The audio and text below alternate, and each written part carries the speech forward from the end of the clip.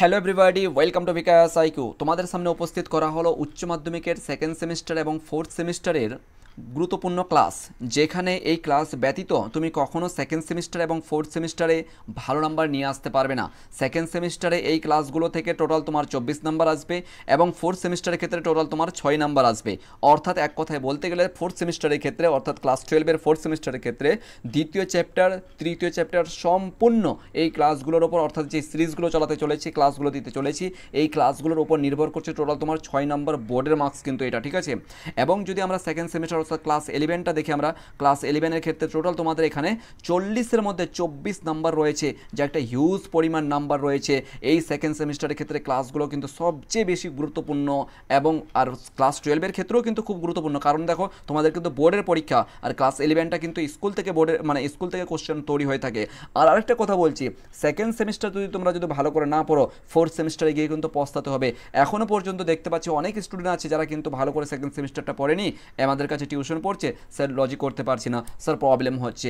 এই প্রবলেমটা যেন না হয়, সেই প্রবলেমটা কাটার জন্য তোমাদেরকে কিন্তু খুঁটিনাটিভাবে প্রত্যেকটা বিষয় নিয়ে আলোচনা করবো। তার পাশাপাশি কিন্তু ক্লাস ওয়ার্ক দেওয়া হয়েছে, অবশ্যই তোমরা কিন্তু এগুলো সলভ করবে। নিচে থেকে কীরূপভাবে করবে, একদম জলের মতন করে তুমি খুব সহজ সরলভাবে করতে পারবে। একদম বেসিক থেকে স্টার্ট করছি, ঠিক আছে। চলো স্টার্ট করা যাক। তার আগে আরেকটা কথা বলছি, যারা নতুন ভিজিট করেছে বিকাশ সাইকোতে, প্লিজ সাবস্ক্রাইব করে নাও। কারণ দেখো, একটা ভিডিও তৈরি করতে, একটা ক্লাস দিতে প্রচুর পরিমাণে সময় লাগে। প্রথম তো টাইপিং করতে হয়, ঠিক আছে, বিভিন্ন বই টই পড়ে টাইপিং করতে হয়, তোমাদের সামনে নোট প্রোভাইড করতে হয়, তারপর রেকর্ডেড করতে হয়, বিভিন্ন এডিটিং, তারপরে কিন্তু তোমাদের হাতে গিয়ে পৌঁছাচ্ছে, বুঝতে পেরেছো।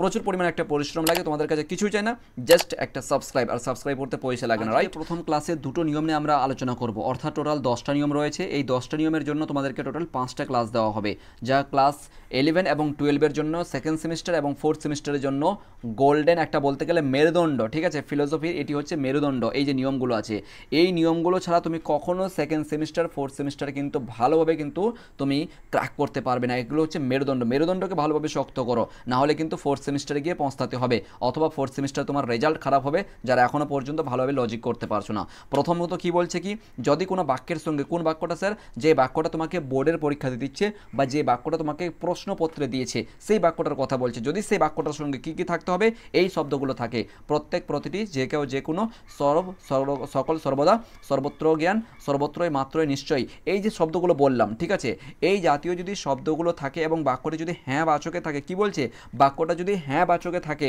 তাহলে কি করব, আমরা এ বচনে প্রকাশ করব, আর যদি না বাচকে থাকে তাহলে আমরা ও বচনে প্রকাশ করব। বাস এইটুকু হয়ে গেছে। প্রথমত জাস্ট এক সেকেন্ড, হ্যাঁ বাচক আর না বাচকটা কি, এক সেকেন্ড জাস্ট। হ্যাঁ বাচক হচ্ছে কি, এক্সাম্পল, আমি এখন স্কুল যাচ্ছি, এটা হচ্ছে হ্যাঁ বাচক। আমি এখন স্কুল যাচ্ছি না, এটা হচ্ছে না বাচক। আমি এখন পড়াচ্ছি, এটা হচ্ছে হ্যাঁ বাচক। আমি এখন পড়াচ্ছি না, এটা হচ্ছে না বাচক। আমি এখন ভাত খাচ্ছি, হ্যাঁ বাচক। আমি এখন ভাত খাচ্ছি না, না বাচক। এই হয়ে গেল হ্যাঁ বাচক আর না বাচকের মধ্যে পার্থক্য। আশা করি এর চেয়ে আর কোনো কিছু সহজ হতে পারে না। বাস হ্যাঁ বাচক আর না বাচকের মধ্যে বুঝে গেছো, অর্থাৎ যেটা সমর্থক বা সদর্থক এক কথায় বলতে গেলে সেটাকে আমরা হ্যাঁবাচক করব, যেটা না নয়ার্থক বা না করছে সেটাকে আমরা নাবাচক করব, ঠিক আছে।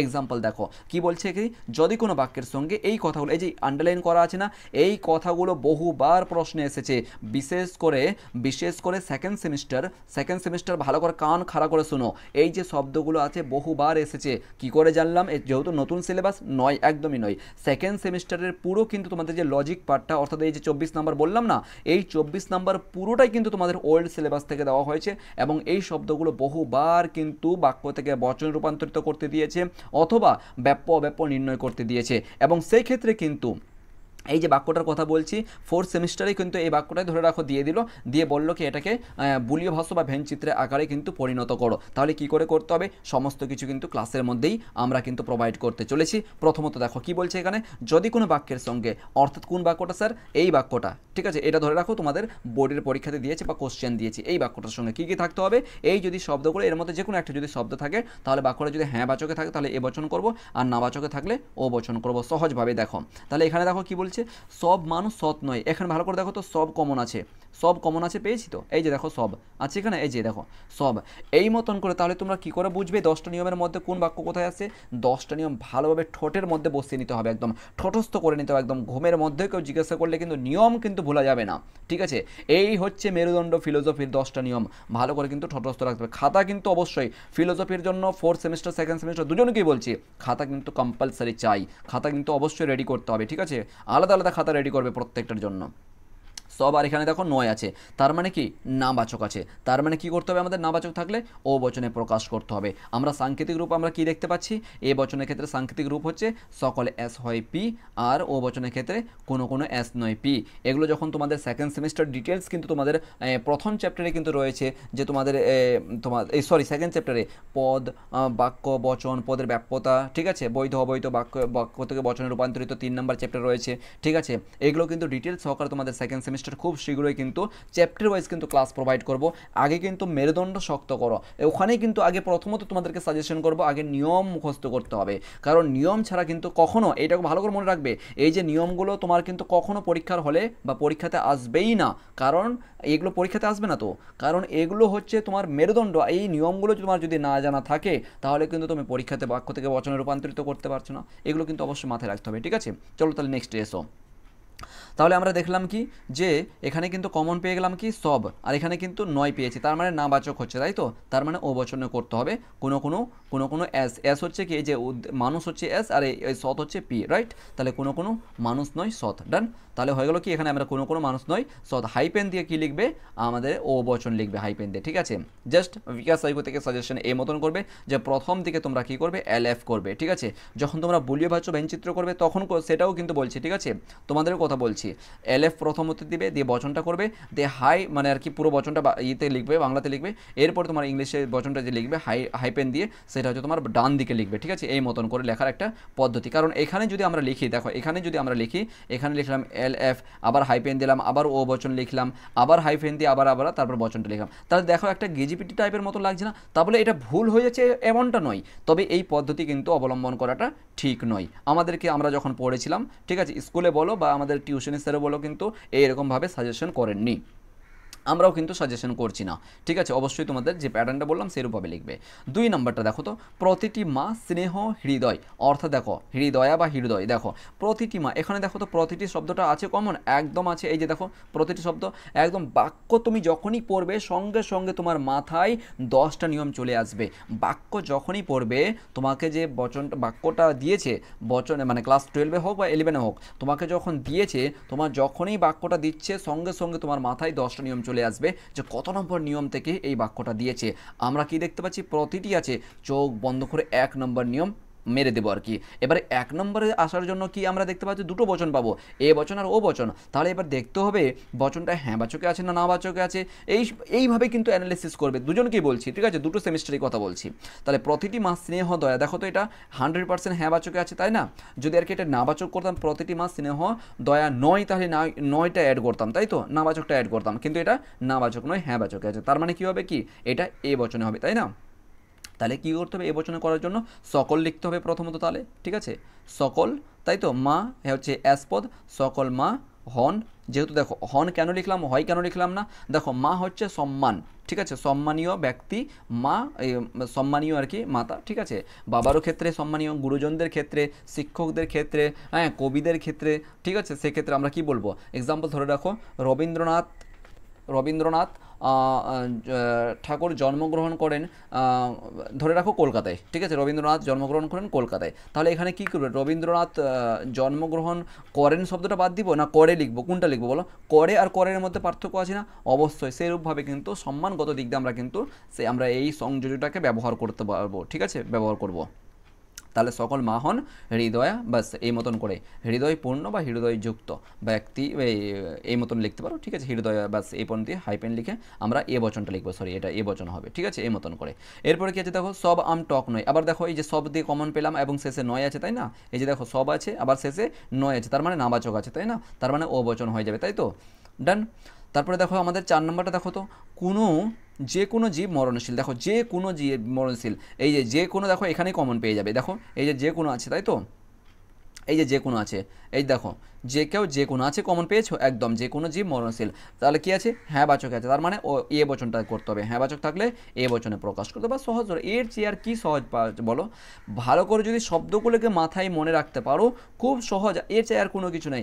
ফিলোসফি, বিশ্বাস করো পশ্চিমবঙ্গে বোর্ডের সবচেয়ে সহজ একটা সাবজেক্ট হচ্ছে ফিলোসফি, এর চেয়ে আর কোনো সহজ সাবজেক্ট আমার নজরে আজ তাক পড়েনি বা দেখতে পাইনি, ঠিক আছে। চাই তুমি বাংলার কথা বলো, ইংলিশের কথা বলো, ঠিক আছে, যে সমস্ত তোমার পশ্চিমবঙ্গে বোর্ডে তুমি সাবজেক্টগুলো নিয়েছো সবচাইতে সহজ বলতে গেলে ফিলোসফি, বাস দর্শন। এই দর্শন অনেক কিছু শিক্ষা দেয় আমাদেরকে, বুঝতে পেরেছো? দর্শন অনেক কিছু শিক্ষা দেয় আমাদেরকে। যখন আমাদের 4th সেমিস্টারে ক্লাস করাবো সমস্ত কিছু কিন্তু খুলে কিন্তু আলোচনা করব, ঠিক আছে। দর্শন আমাদেরকে কী কী শিক্ষা দেয় 2nd সেমিস্টারও কিন্তু আলোচনা করব। তাহলে এই ক্ষেত্রে আমরা দেখতে পেলাম কি, যে কোনো জীব মরণশীল, ডান, এটাকে হয়ে গেছে। তাহলে কি আছে, এ বচন হবে, তাই না? তাহলে এইগুলো হয়ে গেল, ডান। এবার দেখো এস আমরা কেন বসাচ্ছি, এস এর ক্ষেত্রে আমরা এই যে এস এর ক্ষেত্রে আমরা কি উদ্দেশ্য পদ, এখানে লেখা আছে সাবজেক্ট, পি মানে প্রিডিকেট যেটাকে বিধেয় পদ বলে, ঠিক আছে। এলএফ শব্দের অর্থ কি, এলএফ হচ্ছে লজিক্যাল ফর্ম, যেটা কি সম্পূর্ণ আকারটা প্রোভাইড করে দেওয়া হয়েছে। এরপর দেখো জাস্ট একটা ছোট্ট করে বলতে গেলে 2nd সেমিস্টারের জন্য, হ্যাঁ 2nd সেমিস্টারের জন্য এবং বিশেষ করে 4th সেমিস্টারের ক্ষেত্রেও কিন্তু বলীয় ভাস্ত তুমি যখন বিবেচনা করবে সেক্ষেত্রে তোমার ব্যাপ্য অব্যাপ্য কিন্তু খুব পরিমাণে ওখানে কিন্তু কাজে লাগে, ঠিক আছে। ব্যাপ্য অব্যাপ্যটা লাগবে, ওকে, ব্যাপ্য অব্যাপ্য। এবার দেখো তাহলে এ বচনে উদ্দেশ্যপদ ব্যাপ্য হয়ে থাকে। জাস্ট একটু সংকীর্ণ একটা ইন্ট্রোডাকশন, যে কোনো কিন্তু ডিটেলসভাবে আলোচনা করছি না, ঠিক আছে। জাস্ট একটু মনে রাখো, এ বচনে উদ্দেশ্যপদ ব্যাপ্য, বিধেয় পদ অব্যাপ্য, বাস এর মতন করে মনে রাখো জাস্ট, ঠিক আছে। ই বচনের ক্ষেত্রে উভয় পদ ব্যাপ্য কিন্তু, ঠিক আছে, উভয় পদ ব্যাপ্য। আই বচনের ক্ষেত্রে কোনোটা পদই কিন্তু ব্যাপ্য নয়।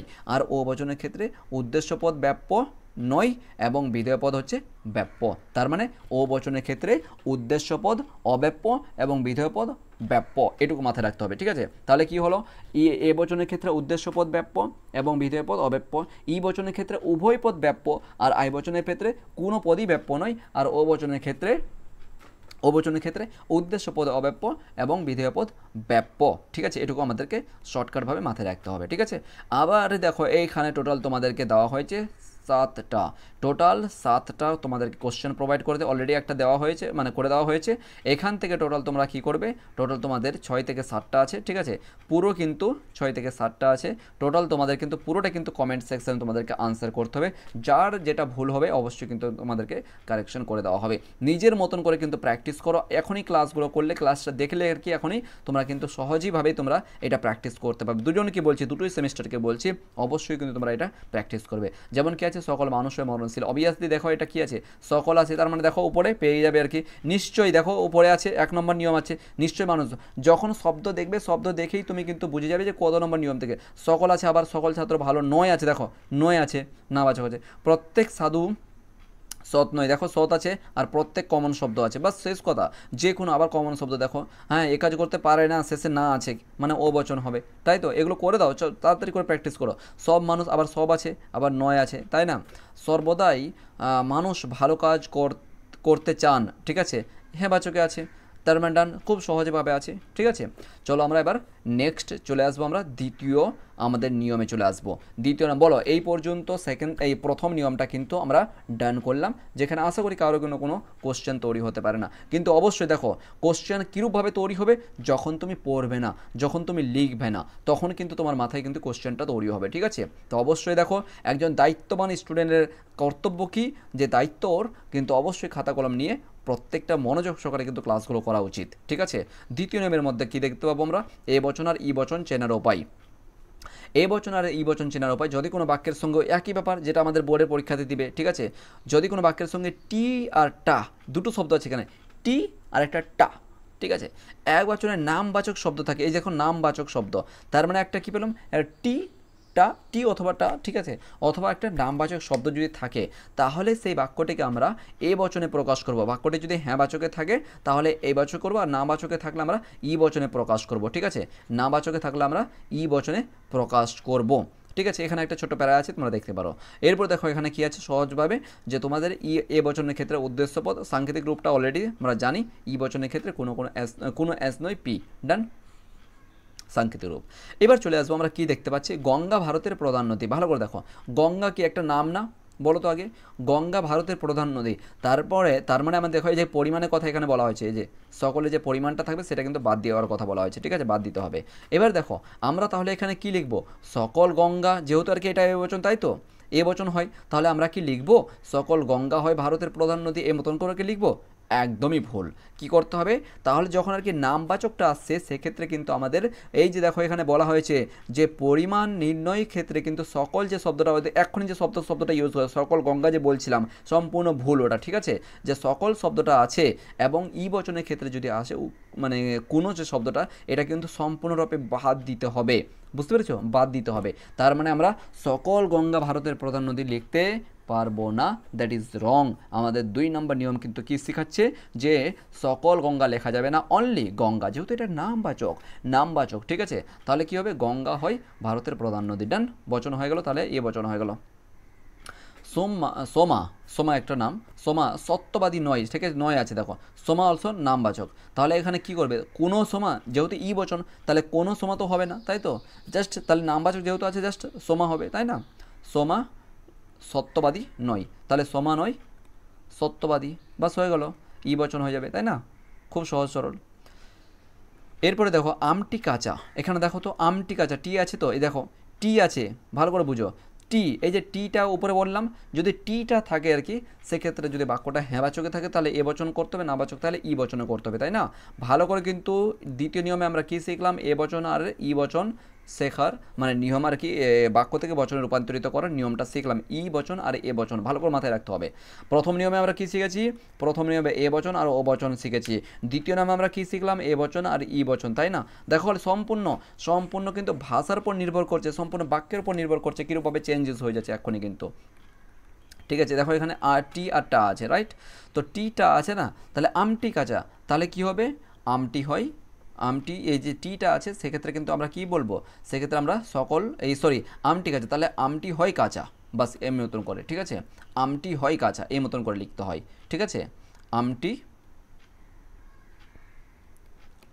হয় কাঁচা, ঠিক আছে, আমটি হয় কাঁচা, হাইপেন দিয়ে এ বচন, ঠিক আছে, প্রথমত এদিকে এলএফ লিখবে, বাস এই মতন করে, তাহলে ডান হয়ে গেল আমাদের সেকেন্ড কী বলে জানো, সেকেন্ড নিয়ম।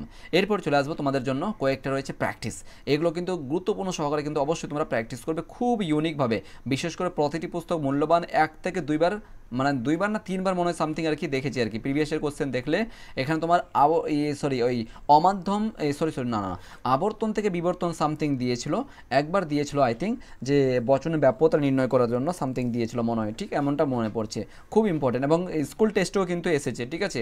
কারণ দেখো আমি কোথা থেকে বলছি, টোটাল আমার কাছে 2017 থেকে 2025 পর্যন্ত সম্পূর্ণ আমার কাছে স্কুল বোর্ড এবং স্কুল টেস্টের সমস্ত কোশ্চেন আছে ফিলোসফির। কখনো হয়তো এই যে বারবার বলছি না যে এটা 2 বার বা 3 বার এসেছে, কখনো হয়তো টেস্ট এসেছে, কখনো হয়তো তোমার কোনো বিভিন্ন স্কুলে বিভিন্ন রকমের ভাবে টেস্ট পরীক্ষা হয়েছিল, ঠিক আছে। তো সেক্ষেত্রে কিন্তু সেই অনুযায়ী কিন্তু বলছি এইগুলো কিন্তু ভালো করে কিন্তু প্র্যাকটিস করতে হবে, ঠিক আছে। পশ্চিমবঙ্গের রাজধানী কলকাতা, ঠিক আছে, পশ্চিমবঙ্গের রাজধানী কলকাতা, দেখো নামবাচক আছে, তাই না, অবশ্যই তুমি করতে পারবে। লোকটি ভালো মানুষ, লোকটি দেখো টি আছে, লোকটি ভালো মানুষ, স্কুলটি ভালো, দেখো টি আছে আবার, ঠিক আছে, খুব সহজ আছে। প্রতিটি ছাত্র মেধাবী, প্রতিটি ছাত্রী মেধাবী, খুব সহজ সরলভাবে কিন্তু তোমাদের সামনে এই 2 নম্বর নিয়মটাও কিন্তু খুব সহজ আছে। টোটাল তাহলে 1 নম্বর এবং 2 নম্বর আমরা আজকের ক্লাসের মধ্যে শিখলাম। এবং দ্বিতীয় কথা হচ্ছে কেউ যদি অনলাইনে ক্লাস করতে চাও সেক্ষেত্রে আমাদের সমস্ত সাবজেক্টগুলো পড়ানো হয়, প্রত্যেকটা সাবজেক্টের জন্য আলাদা আলাদা শিক্ষক শিক্ষিকা রয়েছেন, তোমরা চাইলে অনলাইনে ক্লাস করার জন্য যোগাযোগ করবে। বাংলা, ইংরেজি, দর্শন, আরবি, সংস্কৃত, ইতিহাস, শিক্ষাবিজ্ঞান, রাষ্ট্রবিজ্ঞান সমস্ত সাবজেক্টগুলো কিন্তু আমাদের পড়ানো হয়, এই নাম্বারে যোগাযোগ করবে, ঠিক আছে। এই নাম্বারে তোমরা হোয়াটসঅ্যাপ করবে, দিয়ে আমি অনলাইনে ক্লাস করতে যাই, সমস্ত সাবজেক্টের ক্লাস জাস্ট মাত্র কয়েক টাকার বিনিময়ে তোমাদেরকে ক্লাস করে। দেখো আমরা পারিশ্রমিক মূল্য অবশ্যই তোমাদের কাছে নিব, সেটা হচ্ছে তোমাদের যে অনলাইনে ক্লাস করাচ্ছি নেটের খরচা আছে, একটা পারিশ্রমিক মূল্য আছে, সেক্ষেত্রে কিন্তু জাস্ট একটা স্বল্প পরিমাণ যেটা তোমাদের কোর্স ফি বা টিউশন ফি থাকে সেটা তোমাদেরকে এই নাম্বারে হোয়াটসঅ্যাপ করলে কিন্তু সমস্ত পিডিএফটা প্রোভাইড করে দেওয়া হবে, আমাদের যে অ্যাডমিশন প্রসেস রয়েছে সমস্ত কিছু বলে দেওয়া হবে। Thank you so much.